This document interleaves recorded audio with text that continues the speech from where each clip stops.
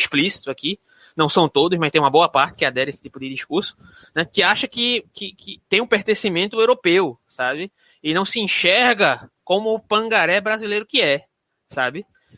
Tem esse discurso que faz parte, né, do seu discurso diário, de uma normalização, digamos assim, de uma exclusão social, interpreta isso como se fosse um discurso um discurso inclusivo e não percebe onde o seu próprio discurso chega, sabe? Que não se coloca num lugar minoritário de observação política, que pode enxergar o todo, que pode enxergar a realidade do indivíduo que está lá, sem o mínimo do básico, né? Durante, por exemplo, quando o governo do PT foi, digamos assim, destituído, né?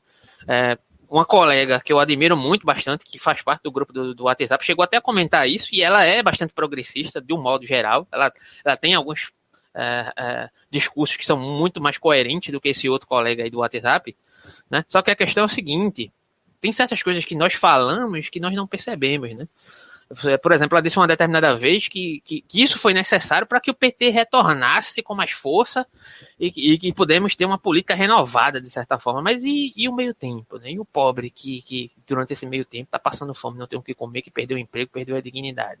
Ele tem que esperar que o PT se renove, que o PT se valha dessa forma, desse jogo político para fazê-lo passar fome, para o PT ressurgir das cinzas. Isso aqui, e eu quero deixar bem claro, eu não estou demonizando o PT, porque eu acho que, de certa forma, no momento, a opção mais coerente que temos é votar em Lula em 2022, se houver essa possibilidade, se não matarem ele, se não ocorrer algo parecido, né?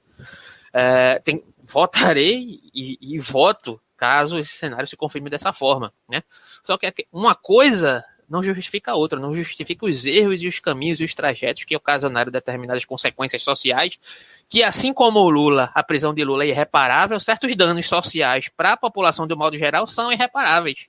Então, eu não posso aceitar que uma pessoa chegue e diga, isso foi necessário para o jogo político, enquanto há consequências sociais que são irreparáveis. Eu vivi isso pessoalmente, eu não vou elencar aqui para não parecer um discurso que eu estou querendo me sobrepor através de um discurso daquilo que chama de vitimista, né? Porém, eu vivi isso na pele, várias pessoas viveram isso na pele, outras viveram na pele e aderiram o extremo oposto, né? Aquilo que Heráclito chamaria de enantiodromia, né? A tendência que temos de ir de um oposto ao outro, né? Utilizaram isso sublimando no extremo oposto do bolsonarismo, né? Mesmo estando na merda e continuando na merda, né? Essa que é a questão. Então, só para concluir a questão do WhatsApp ali, do trechinho que a gente colocou, quando você coloca que, por exemplo, lógico que a gente estava brincando ali num determinado contexto, que houvesse uma possibilidade, né, de um atentado contra o Bolsonaro e etc, né? Ao meu ver, lógico que eu não vou ficar aqui fazendo apologia à morte de ninguém, nem que essa pessoa seja o Bolsonaro, mas se acontecer alguma coisa com ele, sentido não vou ficar. Não vou mentir para você, tá? Mas se houvesse a possibilidade de haver um movimento armado, digamos assim, como houve em alguns outros momentos da história humana contra o Bolsonaro, eu entenderia que isso seria completamente justificável a partir do discurso que ele se utiliza, de um discurso completamente violento e uma violência que se exerce na prática, né? A partir do que a gente já elencou aqui em outras lives, a partir da própria eugenia bolsonarista, a partir da necropolítica que ele exerce na prática, né? Quantos morreram hoje? Quantos morreram ontem? Quantos vêm morrendo há um ano? Né? É gripezinha, é frescura, tem que deixar de frescura com isso aí, né? O brasileiro tem que ser homem, porra, não é isso que ele fala, né? Empurrando as pessoas. Agora, o próprio ministro, eu até me lembrei disso agora, o novo capacho dele, o ministro da Saúde, trouxe novamente a pauta da cloroquina, cara, depois de tudo isso. Tá querendo legalizar novamente o uso da cloroquina, enquanto tem gente morrendo por causa dessa porcaria, velho. Se esse cara não é genocida, eu não sei o que é. E se houvesse algum tipo de movimento, de reação contra ele, sinto muito chorar, eu não ia. Sinto muito, sabe? Então... Olha, eu acho que ninguém ia chorar, né? Eu acho que ia chorar pelo Mourão. Coitadinho do Mourão.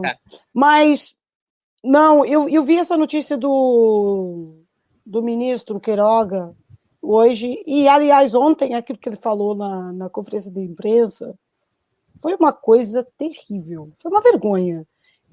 Que a mídia está cobrando demais sobre as vacinas.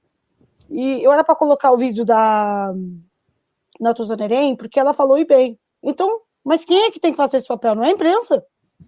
Não tem que questionar, não. Não, a gente não quer saber da vacina, não. Tem que questionar, tem que perguntar, ele tem que dizer. Porque o plano de vacinação ele tem sido adiado. Os grupos prioritários vão ser vacinados em setembro, até setembro. Então, se não é eles que falam, os bolsonaristas, né, de que a vacinação já está em recordes, como fez o Siqueira Júnior lá no programa dele, né, e tal, e coisa. Afinal de contas, não. É lenta demais. Isso tem que ser elencado, isso tem que ser dito. E se não fosse o Dória, né, quem seria? Mas pode continuar. Atenção, e eu quero também deixar isso claro. Essa questão foi um colega nosso que falou isso, mas nós temos que entender que o que nós estamos vivendo nesse momento, e são tempos negros. A partir desse momento, nós temos que entender que as pessoas podem ficar loucas da cabeça e dizer, eu vou matar esse cara. Então, mas uma coisa é falar, eu vou matar, outra coisa é fazer, né? Até que o Lula, nem sequer, nem o Supremo Tribunal Federal e o Lula consideraram matar e assassinar o Bolsonaro. E a Leda, eu não sei o nome dela, aquela jornalista que já... Leda Nagli. Exatamente, veio publicar que há um rumor e que está um complô. E quando foi questionada sobre isso, ela disse, eu li num grupo de WhatsApp, eu li num Twitter. Não vai checar a fonte, não. Espalha assim o rumor. Sabe o que é o pior, Ana? Sabe o que é pior? É porque quando era Lula que estava na cadeia, quando foi Lula que perdeu o neto, quando foi Lula que perdeu a mulher, quando foi Lula que perdeu o irmão, você podia, os bolsonaristas adoraram fazer piadas com a morte do irmão do cara, com o netinho do cara, com a mulher do cara, e ainda o fazem hoje. E ainda o fazem hoje. Aí você não pode fazer uma piada, por mais desejo interno que eu tenha disso mesmo, eu não vou mentir aqui pra você, sabe? Com isso, com Bolsonaro, quem prega violência quer receber o quê? A gente vai se calar diante dessas pessoas? Eu não admito que alguém que se diga de esquerda venha se colocar contra isso, como se você falar isso, mesmo que num tom irônico, fosse algo ofensivo à dignidade humana, porque diante de uma figura que não tem a mínima dignidade para falar sobre nada acerca do contexto minimamente social do Brasil, nem a nível qualquer que seja, como o Bolsonaro, uma figura abjeta como o Bolsonaro. Uma pessoa dessa, né, que fala de união da esquerda, para mim é hipocrisia. Tá? Você não... Alguém que prega a violência só pode esperar receber violência. Aí volta aquela questão do discurso que só é violência quando é você que profere violência, porque você é o oprimido, então você, enquanto oprimido, não pode ser violento. Você tem que baixar a cabeça e submeter. Isso eu nunca vou admitir. Nunca. Não, ninguém, quer dizer, né, então, olha, eu não sei o que dizer sobre isso, porque aquilo que eu falei no próprio tem a minha resposta aí no vídeo sobre isso, e é muito clara, né? Cara, é uma ironia. Fazer de uma ironia uma história, né? Um conto, né? Pelo amor de Deus, né? Isso nem é razão de trazer a baila, mas você tem razão naquilo que diz. Total razão.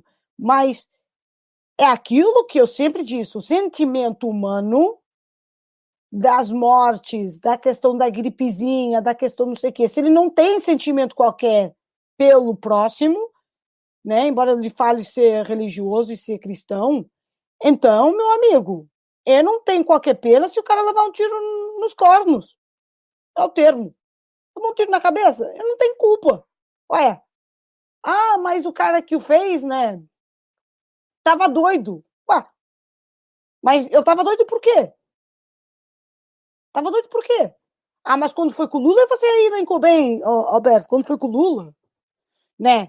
Quando foi com o netinho do Lula, até nas mensagens do Intercept, gozaram com a morte da criança, que ia ser oportuno para Lula. Que isso, minha gente? Uma morte de uma criança. Aí não houve problema, aí tá tudo bem, tudo legal. Né? Coitada, é o discurso moralista, cristão, hipócrita brasileiro, é isso. Não dá, né? Eu não sigo esses padrões na minha vida. Nunca segui. Claro que não. Atenção, eu não desejo a morte a ninguém. E muito menos ao Bolsonaro, que vive há muitos anos, né? Na cadeia também. Mas eu não posso Pagando parar pelo que alguém. fez. Exatamente. Agora, eu não posso parar alguém que quer dar um tiro na cabeça dele. Desculpem, não posso. Eu não tenho culpa. Não é comigo. Chorar, não iria. Exatamente. Vamos passar aqui para o Kleber que ele colocou e a hipótese da suposta indicação do deputado Flávio Bolsonaro para o Supremo Tribunal Federal. Mais uma jogada do pai. Para finalmente, né, limpar a barra do filho. Olha, eu nem sei o que dizer sobre essa história do Flávio, porque ela é tão podre, ela é tão nojenta, que se a gente fosse ver tudo aquilo que se passou com o Lula, né? Imagina se alguém. Quando a Dilma fez aquilo que fez no tal áudio, né, da indicação, foi que foi. Mas a situação como essas, eu acho que é como o Fábio Pochato falou, aquele vídeo que ficou muito conhecido, por causa da AIDS, da vacina e tal, que ele fala que é normal já, né? O Bolsonaro falar aquilo que falou, normal, as pessoas acham normal, gente, é normal, então se morreu, morreu mais 4 mil pessoas, é normal, não é normal. Não é normal isso que ele está fazendo. Mas cabe ao povo brasileiro, e aquilo que eu falei é um bolsominion, você vive em democracia, ouçam bem, vocês vivem em democracia, cabe ao povo brasileiro, não estou dizendo para ir para as ruas não, porque estamos no momento de uma pandemia, mas cabe ao povo brasileiro nas urnas, na próxima eleição, tirar ou manter o Bolsonaro. Se manter, é como o Bolsonaro disse, é burro. E é burro. Desculpem. Se manter, tem que fazer as palavras dele valerem contra a própria população do que ele falou contra a Lula. É uma população que merece sofrer. Infelizmente é isso. As palavras são deles, não são minhas. A Palavras palavra são dele, deles. não foi ele que falou isso, referente a quem votasse em Lula? A palavra dele se inverte contra ele mesmo, porque é isso que, na verdade, quem reiterar esse voto em Bolsonaro em 2022, se houver a possibilidade dele chegar lá, é um suicida. Sinceramente. Sem sona. Sem sona. Não é culpa minha, cara. Eu tento fazer 30 mil coisas ao mesmo tempo. Como eu sou burra pra cacete, eu sou muito burra, companheiros. Eu vou partilhar aqui uma notícia, que eu creio que seja essa. Leiam bem o que está aqui, tá? Não é o país. Notícia, creio que seja de hoje. Farmácias venderam mais de 52 milhões de comprimidos dos kits Covid na pandemia. Hidroxicloroquina propagandada por Bolsonaro teve mais de 1,3 milhões de caixas vendidas no país. Olha, essa aqui tá com razão, dizendo que tá cheirando mal essa história. Cheirando mal. Vamos ver, gente. Farmácias brasileiras venderam mais de 52 milhões de comprimidos de 4 medicamentos chamados kit Covid em um ano de pandemia. Sulfato de hidroxicloroquina, azitromicina, ivermectina e nitazoxamida. Segundo o levantamento exclusivo da agência pública, foram vendidos mais de 6,6 milhões de frascos e caixinhas desses 4 remédios de março de 2020 a março de 2021, ou seja, num ano. O número representou apenas as vendas desses medicamentos em farmácias privadas.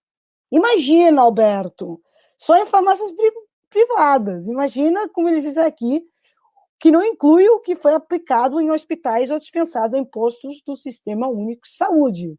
O número pode gente ser... de todo o Brasil que me deu vários relatos de hospital público que a pessoa chegava lá com suspeita, não fazia nenhum teste, já saía com kit de cloroquina do hospital. Vergonha, cara. De acordo com o levantamento da Pública, dentre os 4 medicamentos, o que teve mais comprimidos vendidos foi a hidroxicloroquina, que o presidente Bolsonaro anunciou tomar quando foi diagnosticado com Covid-19. Foram mais de 32 milhões de comprimidos vendidos desde março de 2020, um total de 1,3